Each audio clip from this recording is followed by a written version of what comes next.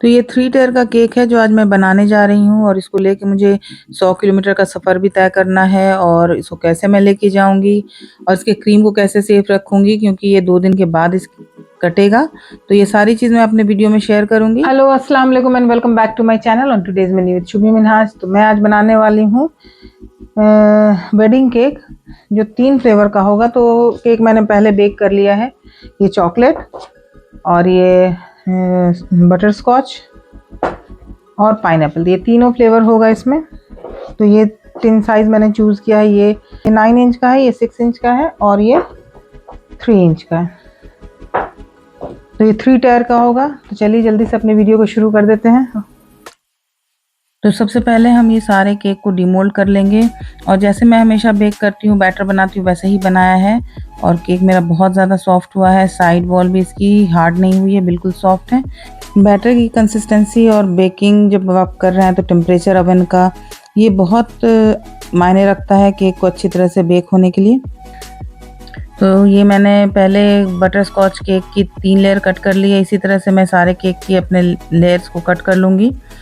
तो ये छोटा वाला जो केक है इसको मैंने 4 लेयर में कट किया। अगर आप चाहिए तो इसको 5-6 लेयर भी काट सकते हैं, थोड़ा पतला होगा लेकिन बहुत ज़्यादा टॉल हो जाएगा, फिर मैनेज करना मुश्किल हो जाता है। तो इसीलिए मैंने उसकी 4 लेयर कट की है और फिर चॉकलेट केक की मैंने 3 लेयर कट की है। तो मेरे सारे केक की जो कटिंग हो चुकी है तो इसको एक तरफ रख लेते हैं। अब हम केक की लेयरिंग शुरू करेंगे। थोड़ी सी क्रीम मैंने बोल में अलग कर ली है। एक साथ मैंने इकट्ठा बहुत सारी क्रीम व्हिप कर ली थी क्योंकि मुझे बड़ा केक बनाना था।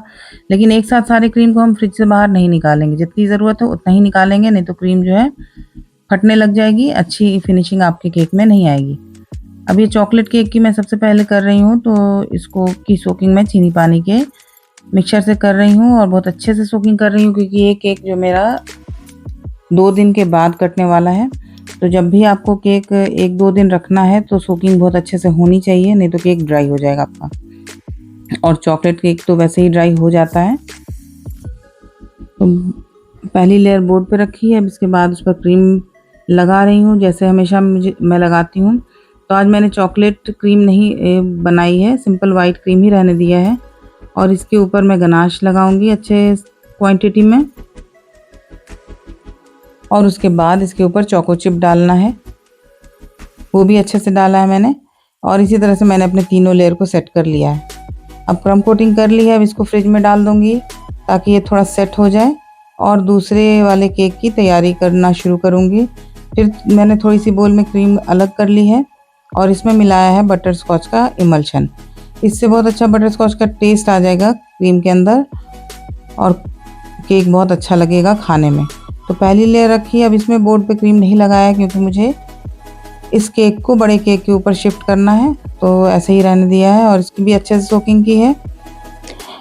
और बटर स्कॉच फ्लेवर केक में आप बटर स्कॉच का क्रश आता है मार्केट में और क्रंच भी आता है, आप वो यूज़ कर सकते हैं, वो भी अच्छा लगता है। लेकिन मैं वो यूज़ नहीं करती, मैं खुद से ही ये सॉस बनाती हूँ, मतलब कैरमल सॉस बनाती हूँ और क्रंच भी मैं खुद ही रेडी करती हूँ।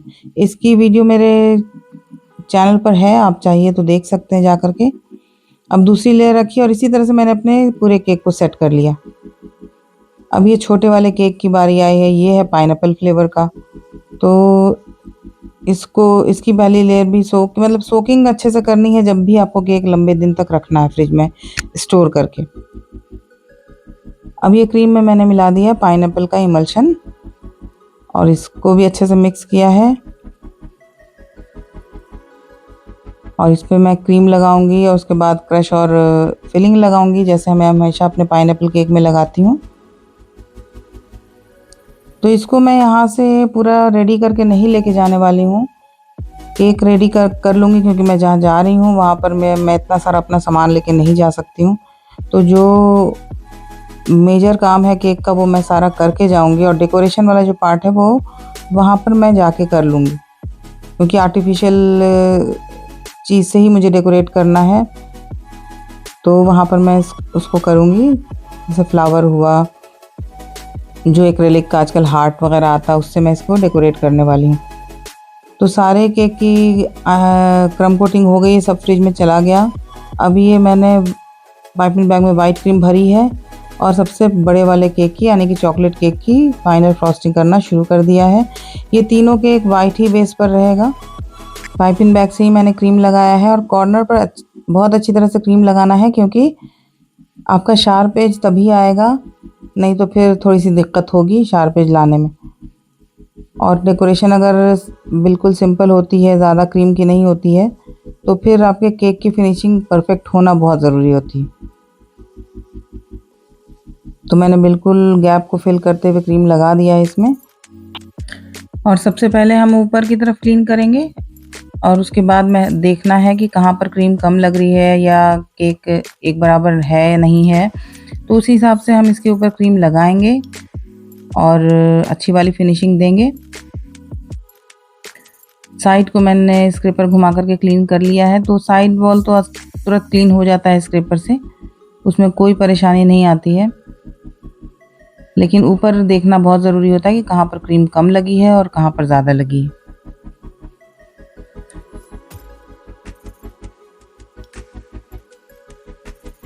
तो यहाँ पे मुझे क्रीम कम लग रही थी, तो मैंने क्रीम फिर से लगाई, फिर से बराबर किया, एक लेवल में केक को लेकर के आई। तो जब तक आपकी को सही ना लगे तब तक आप अपना काम इस पर करते रहिए। उसके बाद मैंने केक कोम लिया है बड़ा वाला, उसको घुमा करके इस तरह का पैटर्न बनाया है।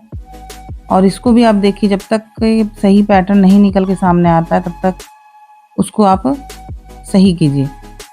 2-3 बार घुमाइएगा केक को तो बहुत अच्छे से हो जाएगा।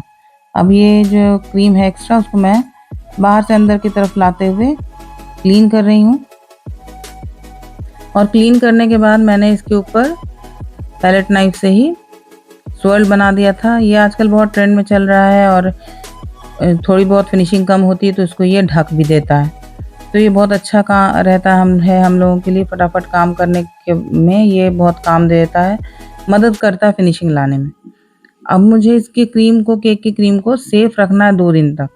और फ्रिज में आप तो जानते ही हैं कि केक को रख दीजिएगा तो क्रीम जो है क्रैक कर जाती है, तो फिर वो अच्छा नहीं लगता देखने में। तो मैंने सोचा इसके ऊपर जेल की कोटिंग कर देती हूँ, फिर मेरी क्रीम जो है 2-3 दिन तक कुछ भी नहीं होगा इसमें।